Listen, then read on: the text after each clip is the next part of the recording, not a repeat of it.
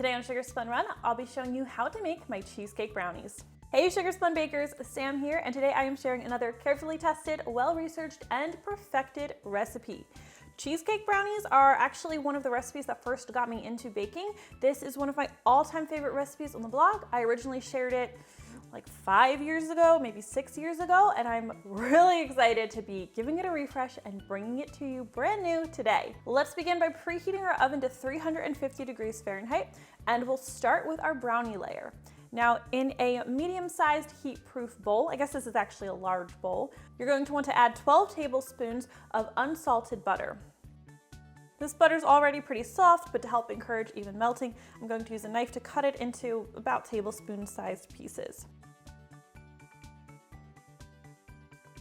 You'll also need 4 ounces of dark chocolate or semi-sweet chocolate. You could use chocolate chips in this recipe. Today I'm using a 60% chocolate bar, and I'm just going to break this into small-ish pieces.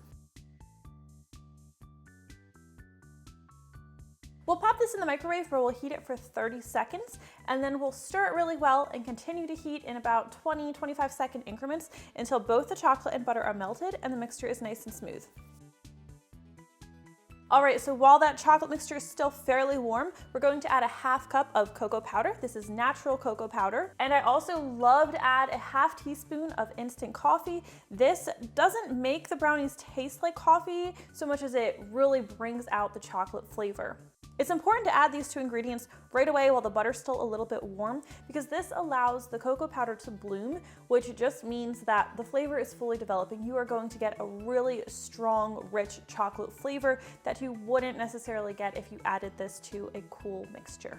All right, let's add our sugar. You'll need 1 cup of granulated sugar and a half cup of light brown sugar. Whisk these in really well until your mixture is well combined.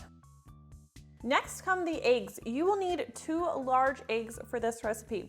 Now, this brownie base is based off of my favorite easy brownies from scratch recipe, and in that recipe I also like to use an egg yolk. You can certainly add an egg yolk, it makes the brownies just a little extra fudgy, but because we're using so many eggs in this recipe, you have another 2 you'll need for the cheesecake layer. I left the yolk out. This recipe still works out great, but if you don't mind using up another egg, go ahead and toss an extra yolk in here as well. We'll also add 1 teaspoon of vanilla extract. Now, if you've made my brownies from scratch, you know that whisking the eggs into the batter really well is key to giving you like a nice crackly brownie top. We'll whisk this together really, really well. You want to get those eggs really well beaten into the batter. Okay, next we'll add 1/2 teaspoon of table salt and 1 cup of all-purpose flour. And again, we'll whisk until everything is really nicely combined. Okay, so for my cheesecake brownies, I usually get asked how to do a brownie ripple on the surface. I don't love to do this just because I'm not really good at it, but I'm going to be showing you how to do it in today's recipe. If you want to do a fudge brownie ripple on top of the cheesecake, then you're going to want to scoop out about 1/4 cup of batter. I don't usually measure it, and just set this aside for later. If you're not doing the ripple on top, no need to set anything aside. I also like to add chocolate chips into my brownie layer. Totally optional, but it adds a nice pop of texture and flavor. So I'll be stirring in 3/4 cup chocolate chips. I don't want this in my topping, which is why I've already removed that.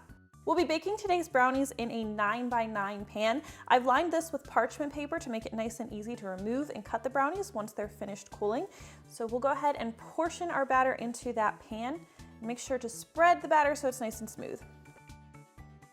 We'll take this over to our preheated oven where it's going to need to bake for about 13 to 15 minutes. While that's cooking, we'll go ahead and prepare our cheesecake topping, which is the best part of these cheesecake brownies. You'll need 16 ounces of cream cheese. Make sure you are using brick-style full-fat cream cheese, and you want this to be softened so it's easy to stir. And I'm going to add a half cup of granulated sugar. If your cream cheese is soft enough, you can mix everything together by hand. Alternatively, you could do this with a stand mixer, but today I am going to make things easy on myself and use my electric hand mixer. Go ahead and stir the cream cheese and sugar together until it's smooth and well combined. For a really rich cheesecake flavor, you know I love to include sour cream, so we'll be adding 1/4 cup of sour cream. And stir that in as well. Next, add 2 large eggs and a half teaspoon of vanilla extract. Stir everything together until you have a nice, smooth cheesecake batter without any lumps. Any minute now, your brownie batter should be coming out of the oven. Mine is finished now, so let's take a look at that. Clearly this is not finished baking, it's still a little jiggly, but it's baked just enough that we can add our cheesecake layer, and then when we put everything back in the oven, they'll both cook all the way through without either part being overbaked. So since this brownie batter is still fairly raw in the center, it's a little bit delicate, so as I'm adding my cheesecake batter, you can see I'm just kind of trying to carefully spread it over top. I don't want to just heap everything in the center or I'll have a big crater right there. Carefully smooth that over the surface. All right, now if you saved brownie batter from earlier, you're going to want to grab that now and just check how smooth it is. Usually this firms up quite a bit while it's sitting, so if yours is really stiff, you'll want to pop it in the microwave for 5 to 8, maybe even 10 seconds, just to make it smooth and nice and stirrable. This is looking pretty good, so I'm going to dollop or drizzle it over top of the cheesecake batter. As I mentioned, I don't really like doing this because I'm not really good at it. My swirls never look super great, and part of that is because my cheesecake layer uses sour cream, which makes it a little bit thin and can just make it hard to make pretty swirls. Though I did pull this off successfully yesterday. Use a butter knife, or you can use a sharp knife, and drag that through the cream cheese and the brownie to make a nice pretty ripple. I really hope your ripple looks better than mine. I told you I'm bad at this. If you're not doing the brownie ripple, your alternative, my preference, is to wait for the brownies and cheesecake to cool completely and then just drizzle them with some melted semi-sweet chocolate. All right, this is looking just about as good as it's going to get, so I'm going to take it over to our oven, which should still be on at this point at 350 degrees, and I'm going to bake it for another 25 to 28 minutes.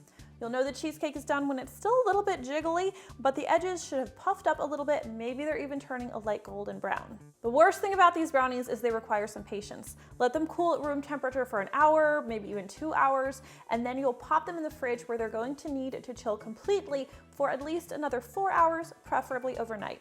I do have some cheesecake brownies that I prepared yesterday, that way I can cut into them and show you. As you can tell, I did a much better job swirling everything yesterday than I did today. If you follow me on Instagram, you may know my secret trick. Anytime I'm cutting cheesecake or cheesecake brownies, run the knife under really warm water, hot water, and then dry it off before slicing. Makes your cut super clean and easy. And that is how you make cheesecake brownies. I think you're really going to love these, and if you try them out, please let me know what you think. I always love hearing from you. Thank you so much for watching, and I'll see you next time.